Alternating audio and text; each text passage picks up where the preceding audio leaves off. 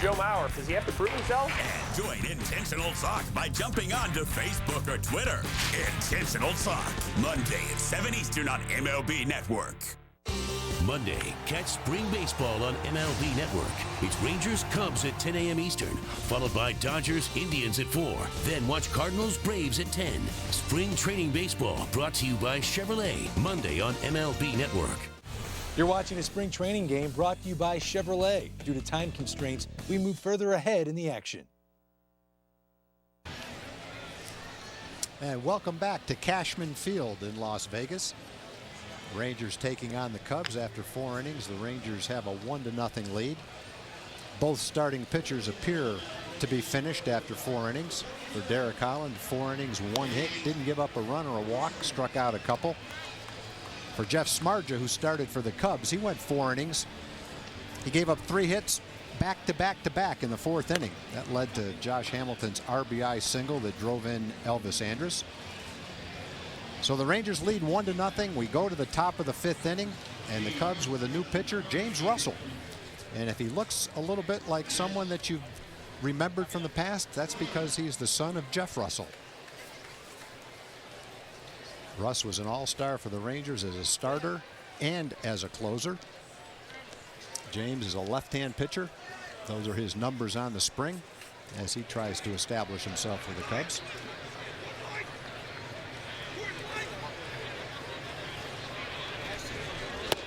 He'll face Mitch Moreland, Yorvit Torrealba, and Joey Butler in the Rangers' top of the 5th.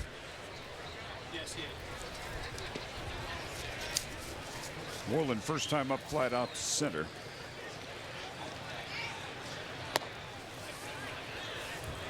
And works the count to 2-0.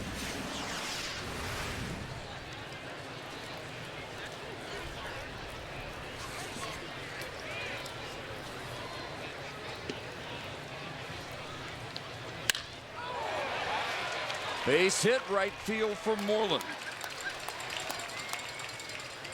And after the Rangers were retired in order each of the first 3 innings, they began the 4th with 3 straight singles by Andrus, Bourbon, and Hamilton. Hamilton with the RBI, and Moreland begins the 5th in the same fashion. And Mitch has been spending a lot of time in the batting cage trying to get his timing down. Coming back from the wrist surgery, says his wrist feels much better, working hard, trying to find that elusive timing midway through spring training. And a good swing at that pitch from James Russell. Yorvit Torrealba takes strike 1. Torrealba, one of 3 strikeout victims in Jeff Samardzij's 4 innings of work today. Run on the 3 hits. The 3 Ks, did not walk a batter. Off the fist, and it will go in and out of Cardenas's glove. They'll get the out at second on Moreland, who had to hold up just in case Cardenas made the catch. He very nearly did. Yeah, it was just a little blooper. Torrealba got jammed, it looked like. Looked like a relatively simple play. Both the shortstop and the second baseman converge on it at the same time. And I think that's why Cardenas shied away from it just a little bit. Lake probably scared him. Didn't want that collision. And if you're Moreland at first base, there's nothing you can do about that. If you go far enough to where you can be safe at second base, if he catches it, you'll be easily doubled off at first base. So it goes as a simple 4-6 force out. And brings up the DH, Joey Butler. He struck out in his at bat against Samardzij. And this just his 4th at bat of Cactus League play.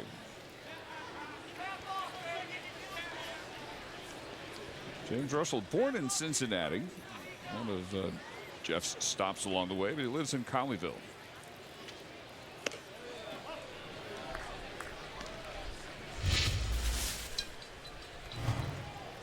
14th round draft pick, 2007.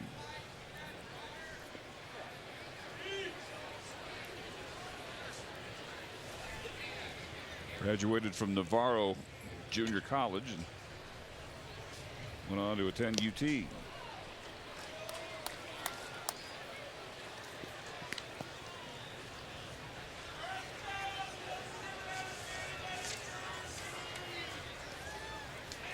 Butler to be followed by Matt Cada. There's a shot you won't see during the regular season. The shot of this pitcher with an opposing pitcher throwing balls in the outfield. Only in spring training. Looks like Alexia Gondo's out there just kind of playing catch out on the warning track. Mike Adams is throwing in the bullpen. He'll probably be the next Ranger pitcher. He's out there on the warning track. Yeah, when guys get done, you'll see him running in the outfield. And as many years as I've been coming to spring training. That is slashed over Cardenas. And another base hit. People always say, why do they let them run in the outfield? Someone's going to get hit by a ball. There's going to be a collision. I've never seen one even come close. Somehow, even though it appears the guys running in the outfield during the game aren't paying any attention to the game, I don't think I've ever seen that collision that everybody worries about.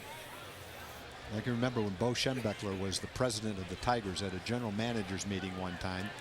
I happened to be sitting near him, and that used to drive him crazy, that spring training games looked so casual with players running anytime they want in the outfield while the game was going on. Just couldn't understand. And the only explanation I could give was, hey, that's just the way it is in baseball. They've always done that. No reason for it, no reason against it. But for someone with a football background, it was really hard for him to get his arms around that deal. And also, you talk about being in danger in batting practice. Guys are all over the outfield, sometimes running, sometimes just conversing with whoever is out there next to them. Yeah, that I'm really surprised doesn't lead to more people getting hit by line drive, because you're right, that's during the regular season too. As the visiting team waits to take the field right at the end of the home team's batting practice, they will extend their places where they're playing catch into the outfield. And a lot of times they're not paying attention. Those balls whistle right by them. Back at second base. And the drive into the corner. Caught by Soriano. And there's out number 2. So Cada has flied out both trips. And it brings up Elvis Andrus. We got the Rangers some long-awaited success against Jeff Samardzija in his second at bat, leading off the 4th. He singled. And eventually driven home on the RBI single by Josh Hamilton. 2 hits here in the 5th. Moreland with the leadoff single, but erased on the drop pop by Cardenas out behind second base. So 2 on, 2 out for Elvis. Elvis having one of the best springs of anyone in Cactus League play. Rangers hitting coach Scott Coolbaugh saying yesterday that he's really encouraged and proud of the strides that Elvis is making with the bat. Well, at the end of the season last year, in the month of September, he started to drive the ball, had some more extra base hits than normal. And in the winter, he continued with a solid weight program. You notice a difference when you see him, especially out of uniform. His upper body's a little bit more solid, a little bit more bulk to it. Still very slim, but he does look stronger. And it's not unusual for a kid to get to the big leagues when he's 20 or 21 years old and not show power. And I'm not saying Elvis will be a power hitter, but as time goes on, he'll drive the ball into the gaps for more doubles. His home run total will increase a little bit. Started to see that at the end of the season last year, and that should be something that carries over into this season. You don't look for him to be a home run hitter, but you know, a guy that could hit 40 doubles and 5 or 6 triples and 6, 7 to 10 home runs. Pretty good production for the top of the order guy. 2 balls and 2 strikes. And we've heard this discussed mostly about Elvis in the field, a matter of focus sometimes waning. And Scott says on occasion that's been the case with Elvis offensively as well. not unusual for a young player, though. No, it's very difficult when you're playing every day and you're tired. You've got the pressure of being a frontline player at a key position on a pennant contending team. Chops the breaking ball. Tough play. Barehanded, and DeWitt will have to eat it, and the bases are loaded. But that's a part of the game. Maybe not a physical part of the game, but a mental part of the game that as players mature and get older, they get better and better at. A guy that becomes a guy that can bear down on every pitch. Not much the third baseman could do with that play. He did the right thing by hanging on to it.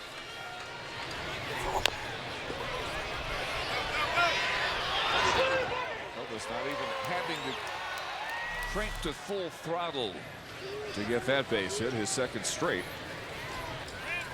And Julio Bourbon, who singled his last time up, with the chance to add to the 1-0 lead, loaded up with 2 outs here in the top of the 5th.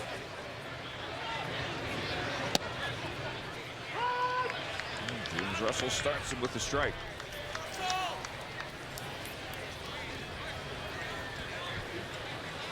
Craig Gentry, by the way, expected back maybe just a couple more days. Recovering from the slight sprain of his left wrist. In the meantime, opportunity for Bourbon and Leonis Martin to roam center field.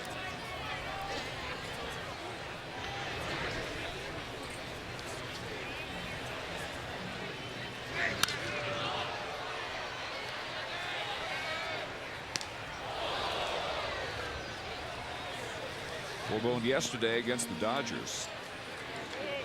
Replaced just about this point of the game by Martin.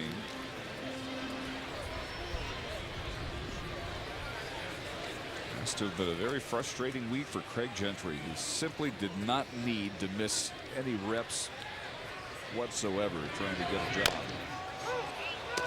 And at least part of the center field duties. And fouled off the foot of Bourbon. Still down, no balls and 2 strikes.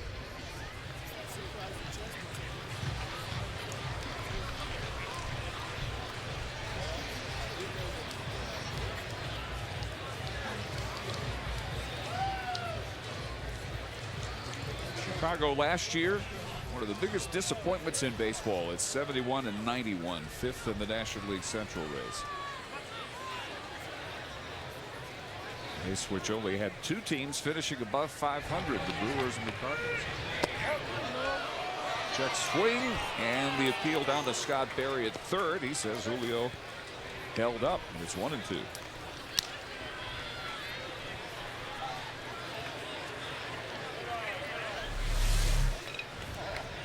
Good call. Great shot of it. He definitely did. Pulled up.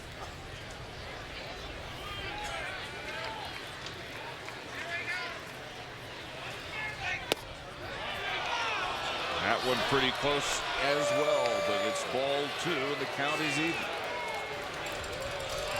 Well, the umpires in the stands didn't like that call very much. One of those pitches that could have gone either way. Earlier in the count, there was one that could have gone either way that went the Cubs' way. Fastball in, that fastball away. Pretty close pitch, tough pitch to take with 2 strikes.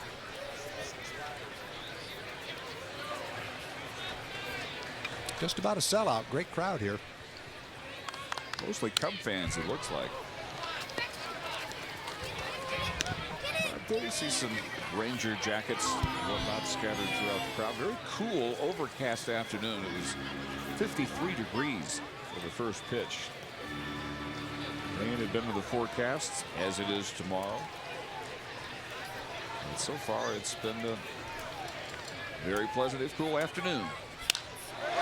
Roped into right field, base hit. And that will bring in 2 more. Torrealba scores. Butler scores. It's 3-0. Well, that's what Julio has to do. Continue to impress Ron Washington with the bat. And that was a good at bat for him. He worked the count, behind in the count, hung in there, got a breaking ball that stayed up, put the bat on it, served it out to right field, picked up a couple of big runs for the Rangers. Did a nice job in his last at bat with a hit and run play, driving the ball into left field. Got a little overly aggressive on the bases though, and was thrown out at second base, trying to advance on the throw into third base. But a couple of really good at bats for Julio. Line drive to left, now a line drive to right. And he gets his first 2 RBIs of the spring. Josh Hamilton last time up got his first Cactus League run batted in. Singling home Elvis Andrews to make it 1-0, and now off of Russell here in the 5th. The Rangers with 4 base hits and the 2 runs that just came home. Andrews at third, with Julio at first with 2 outs.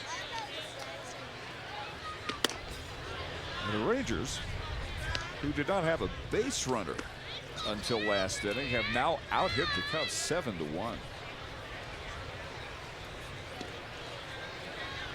Still the only Cub hit of the day, a second inning 2-out single by Wellington Castillo.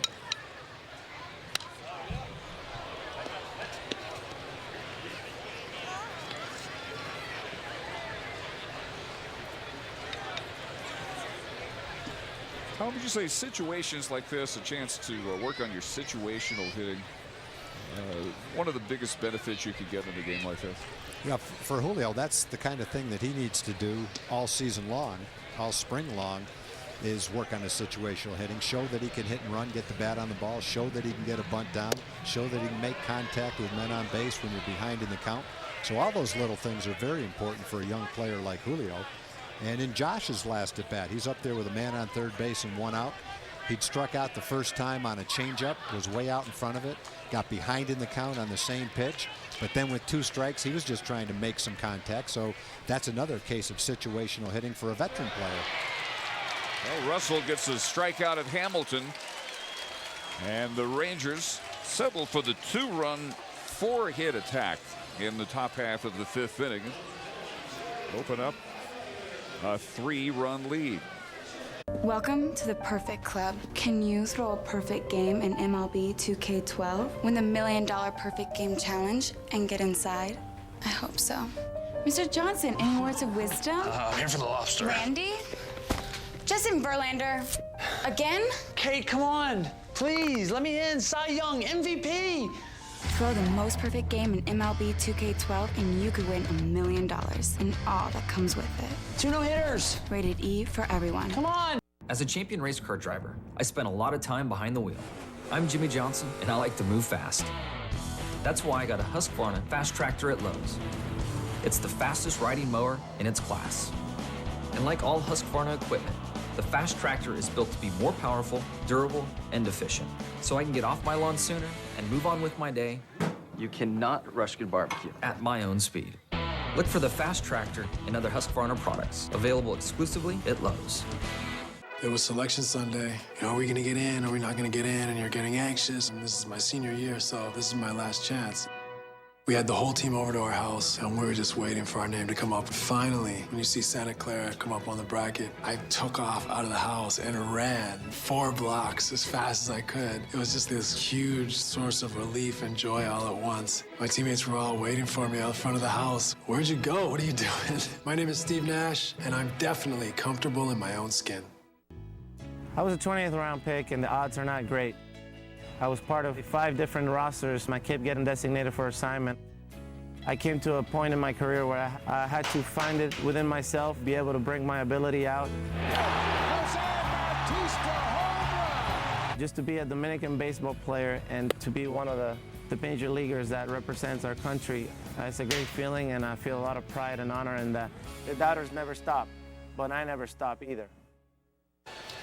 Derek Holland was near perfect in his 4-inning start today, allowing only 1 base hit and hardly anything out of the outfield. And Derek joins us now. Derek, how pleased were you with what you were able to do today? It was real good. I think me and Torrealba had a good job back there communicating with each other, being on the same page. I think that was the big thing, is just going right after the hitters. Even if I did fall behind, 1-0, I came right back and made it even count.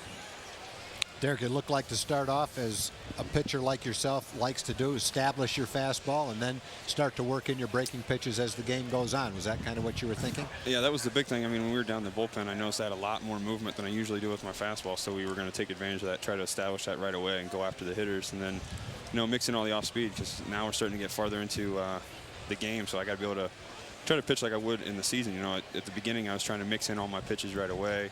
Now I'm trying to get back to my normal routine. I don't even know if you're aware of this. You have not walked a single batter in the spring. You would say that. No, I think you're jinx proof on that at this point. Let's hope so. I mean, there's no wood around me except for over that way. I can't really reach it right now.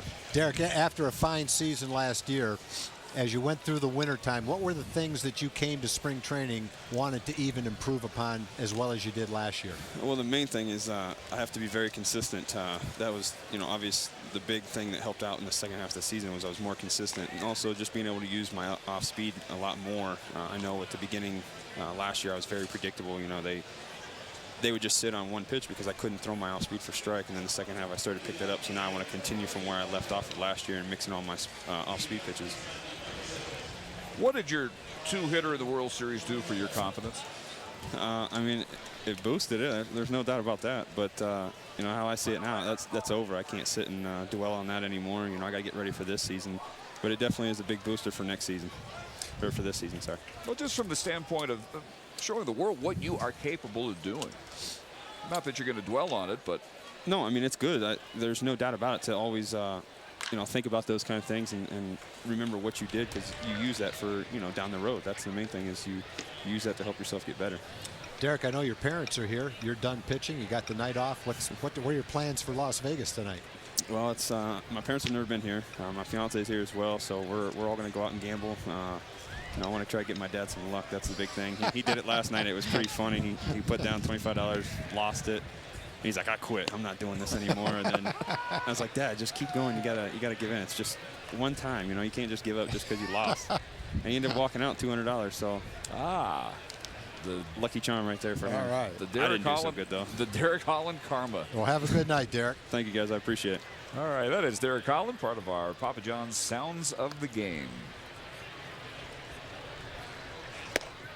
Our Ozarka pitching change brings in Mike Adams. Making his third outing of the spring. Lately working on better fastball command.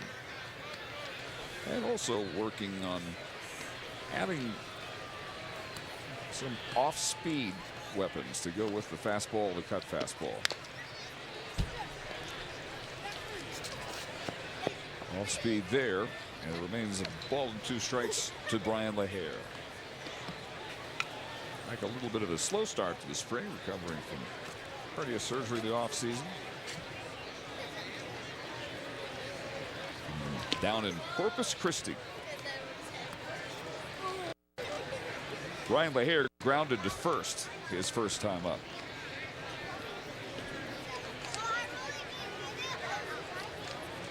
And the Cubs first baseman waves misses.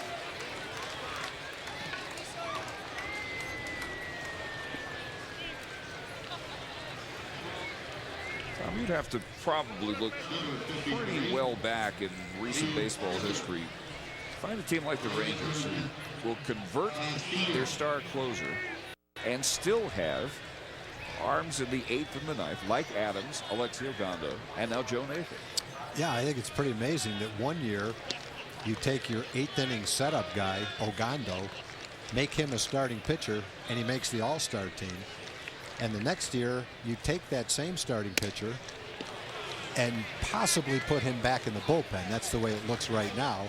And take your closer and make him a starter. So, yeah, it's shuffling around the roles late in the game like the Rangers have done the last year with 2 young guys like Ogando and Felice. That is out of the ordinary. But then to still have guys like Mark Lowe, Mike Adams, Joe Nathan now, pitching late in the ballgame, allows you that luxury.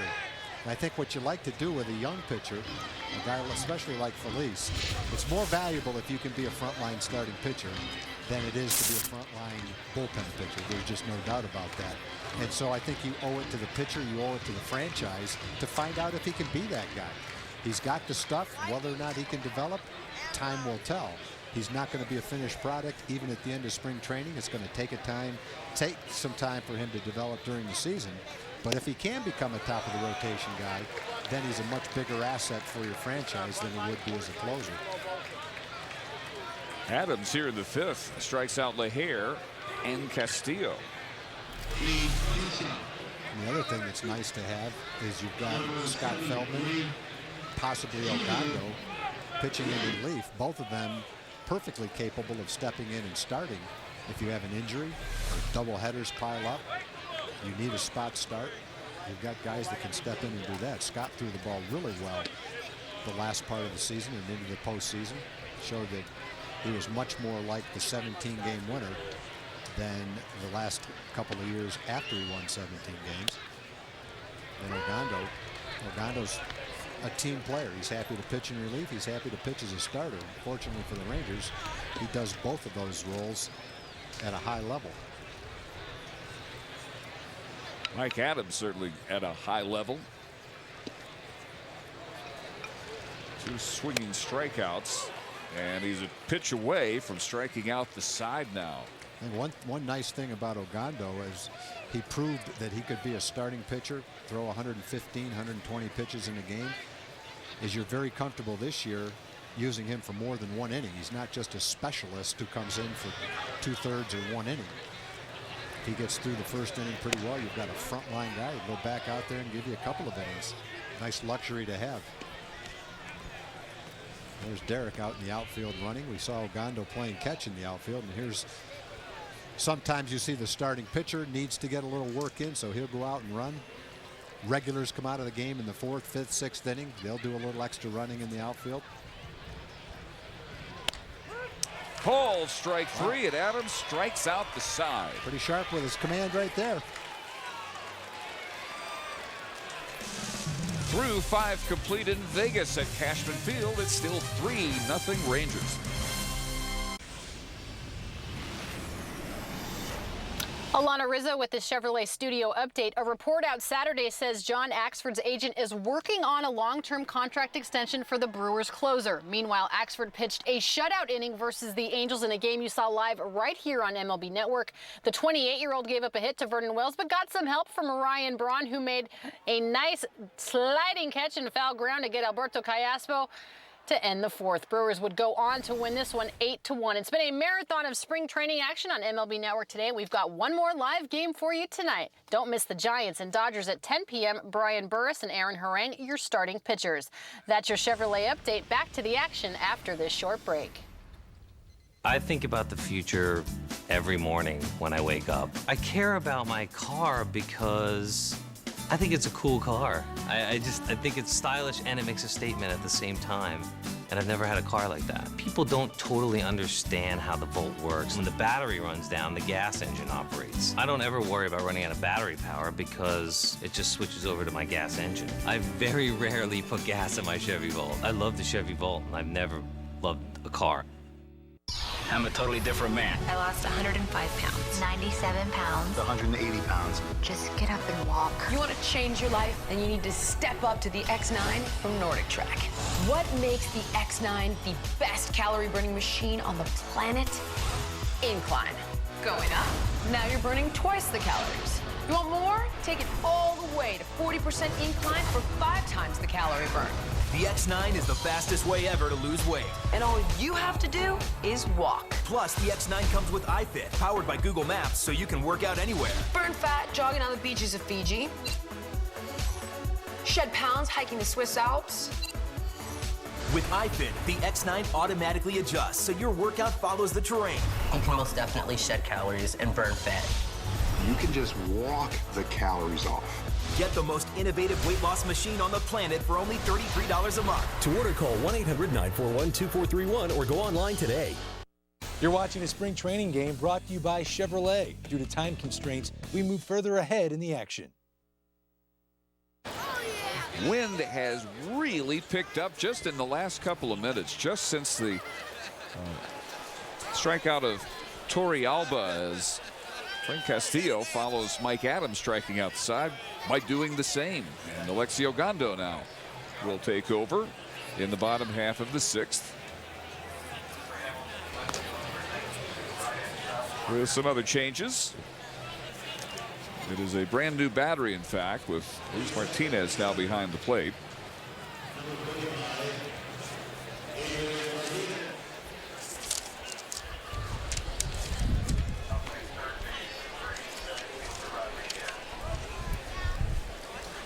New third baseman for the Rangers is Gilder Rodriguez. Ogando ready to work for the second time this spring.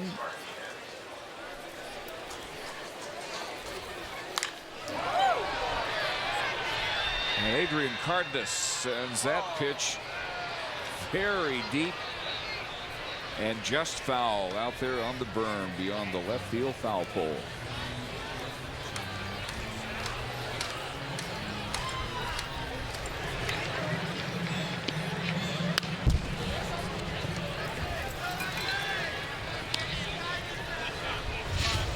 Adrian Cardenas grounded to second his first time up. Through 5, Ranger pitchers have allowed still only one base runner. Wellington Castillo's single in the second. If you're a Cub hitter in this game, it has not been a hitter's dream, that's for sure. You start off with Derek Holland throwing 94 miles an hour. Then in comes Mike Adams throwing about the same thing with that cutter. Struck out all 3. And now in the 6th inning, you get Alexi Ogando throwing harder than both of them.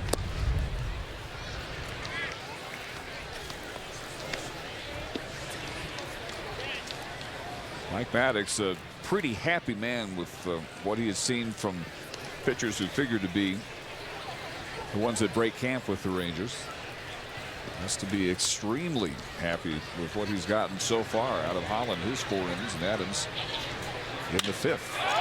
That is slashed for a base hit to center field. And Cardenas aboard, leading off the bottom of the 6th.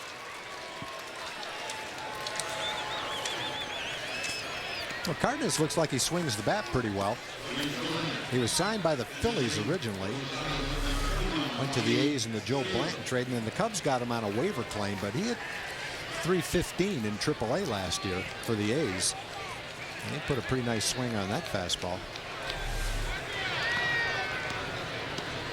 Bobby Scales now batting in the number 9 spot. This interleague matchup, Jeff Samardzija batted in the 9 hole and hit pretty hard, lined out to first. Rangers going with the DH. Yeah, you could tell Samardzija was a pretty good athlete because he looked more like a hitter than a pitcher when he went up there and swung the bat.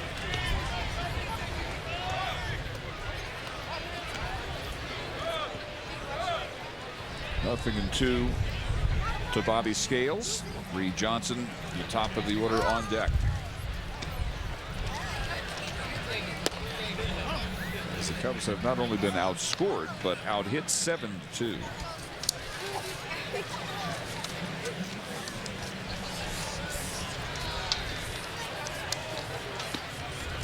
Mike Bianucci, the new first baseman, replacing Mitch Moreland. As Scales goes down swinging, the 6th strikeout by Ranger pitchers.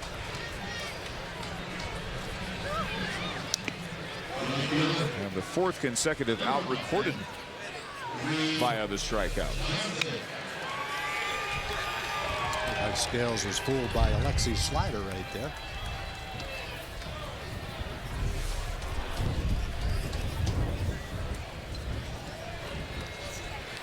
Alexi Ogando coming into camp, figured to return to the 8th inning role, late inning relief, teaming with Mike Adams to get the games into Joe Nathan's hands.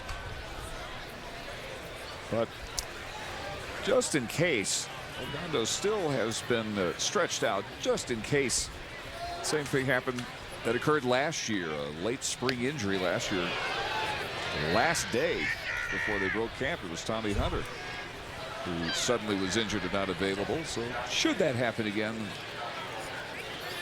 Washington, Mike Maddox want to make sure that Alexi Ogando will be physically prepared should he be needed in the rotation again.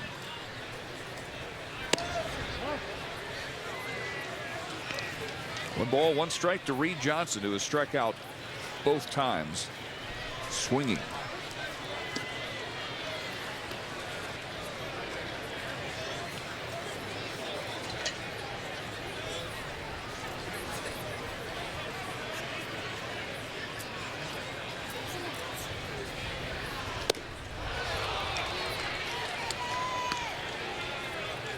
One strike away from a hat trick. This Ranger pitching depth we talk about, boy, the Cubs would love to have a piece of that. 25th in the majors in ERA last year, 26th in save percentage, last in fielding. Oh, that's spelling a 71-91 season. Yeah, that spells a new general manager too. Theo Epstein has come over to the Cubs from the Red Sox, and turning around a team that struggled like the Cubs did is not something that happens overnight. It takes a lot of hard work, a lot of developing, a lot of signing good young players, scouting worldwide. Pretty much exactly what the Rangers accomplished over the last 5 or 6 years. But it doesn't happen overnight. Of course, that's the challenge of working for the Cubs. Cubs fans figure they've been patient. Over a century of patience. Well, what's another 2 or 3 years then? I think the biggest mistake you make is try to do it too quickly and not do it the right way.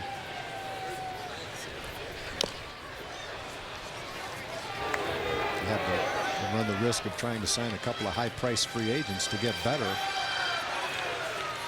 and you let the development of your minor league system and your scouting slip to the back burner, and that's when you get in trouble.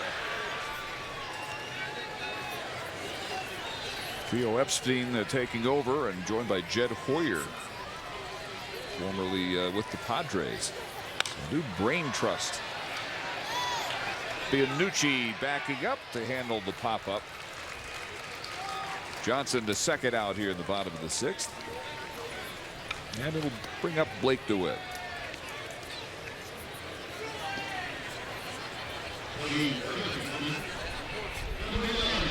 Haven't seen the top-rated prospects in this game so far for the Cubs coming into the year. Outfielder Brett Jackson, Matt Caesar, Javier Baez, a shortstop, Anthony Rizzo, a first baseman. Very young talent, Starlin Castro. It has not been the front-line group that Dale Swaim figures to go to battle with today anyway. A split squad situation.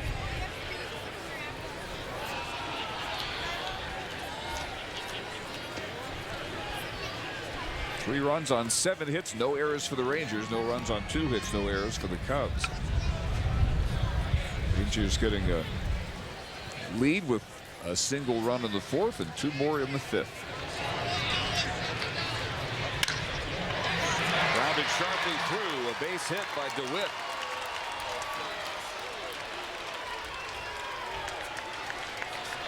And for Alexio Gondo, who inherited a combined 1-hitter by Holland and Adams, 2 of the 4 Cubs he's faced here in the 6th has singled, and that brings up Alfonso Soriano.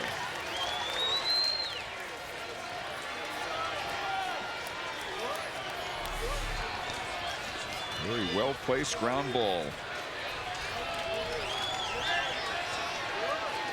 Soriano is lined to third and fly to center.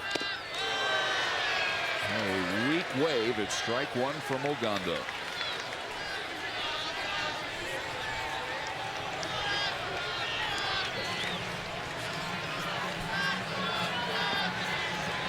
Partisan Cubs crowd here in Las Vegas. And something positive offensively here, although Soriano quickly falls down 0-2. Yeah, Soriano just took swings the first 2 times, totally anticipating a fastball and being totally fooled by the slider.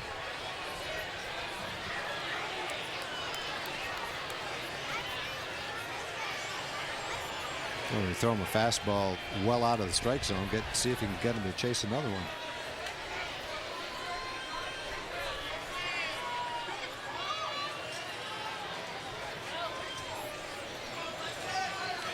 Adrian Cardenas has Ogando's attention leading off second base.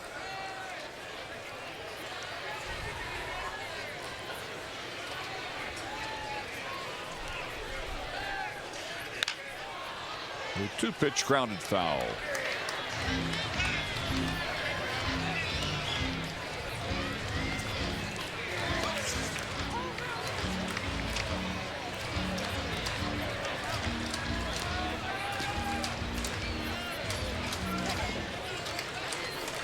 Alexi Ogando pressed into the rotation last year, became an all-star immediately. Preparing for either role, bullpen or starter this year.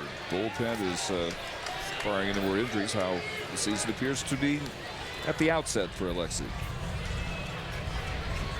It's just his second outing of the spring.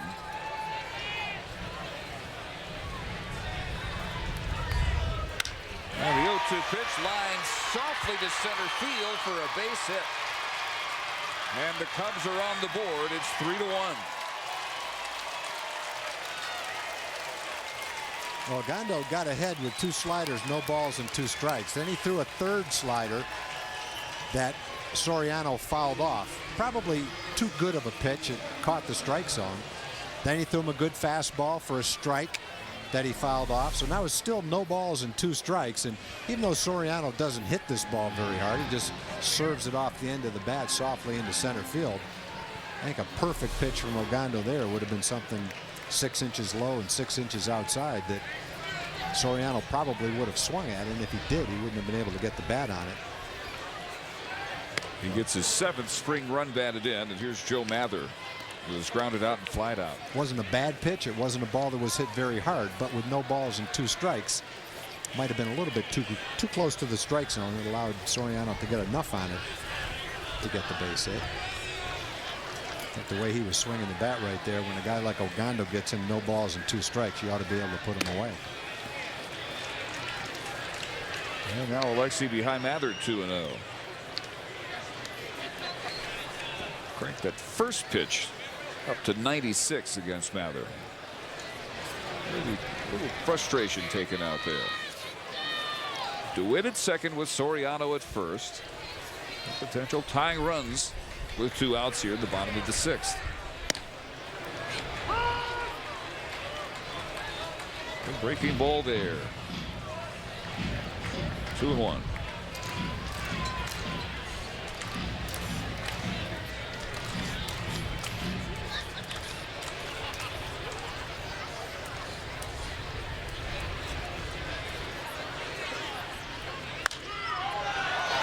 Popped up left side of the infield.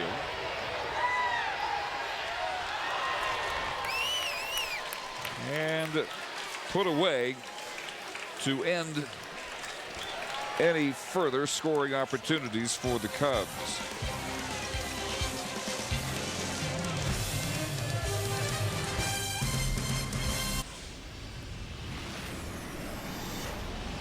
Alana Rizzo with this Reebok Studio update. A setback for Carlos Quentin, who's trying to get his career back on track with his hometown San Diego Padres. Now, Quentin looks like he'll be out the next month and a half, with multiple reports saying he will likely have knee surgery on Monday. Quentin was a late scratch from the Padres game on Thursday. San Diego traded for the 29-year-old former All-Star this offseason.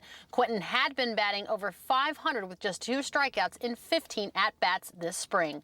One more spring training game for you tonight on MLBN Network. Brian Burris and Aaron Harang, your starting pitchers for the Giants and Dodgers, live at 10 p.m. That's your Reebok update. Back to the action after this short break. 3, 2, 1, go!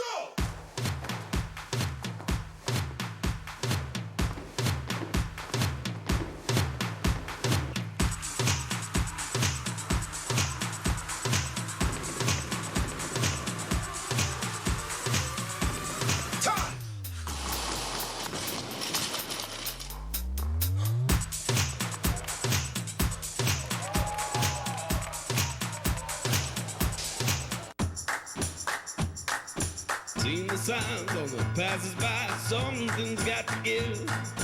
Can't be free if it's good for me, but this good thing comes along and I can't hide too long. I need you to save me. I need you to set me free. Geico, saving people money on more than just car insurance. Monday, catch spring baseball on MLB Network. It's Rangers Cubs at 10 a.m. Eastern, followed by Dodgers Indians at 4. Then watch Cardinals Braves at 10. Spring training baseball brought to you by Chevrolet. Monday on MLB Network. Dave Barnett and Tom Grieve, we reached the 7th inning at Cashman Field. The Rangers lead cut to 3-1 in the 6th. And we are joined by Gene Brumbelow here in the booth, chairman of Texas Dairy Queen Operators Council Board of Directors. And Gene, thanks for joining us here on our broadcast today. Dairy Queen, very active sponsoring Ranger baseball this year. Yes, we're really proud to be that too. So thank you. Scott Main is the new pitcher for the Cubs. And deals a strike to Joey Butler. Is Texas the biggest market for Dairy Queen? It's so intertwined with the small town image that Dairy Queen has cultivated so well over the years. Yes, it is. We have 600 Dairy Queens in Texas, and there's approximately 5,800 in the U.S. So we're more than 10% of the entire nation.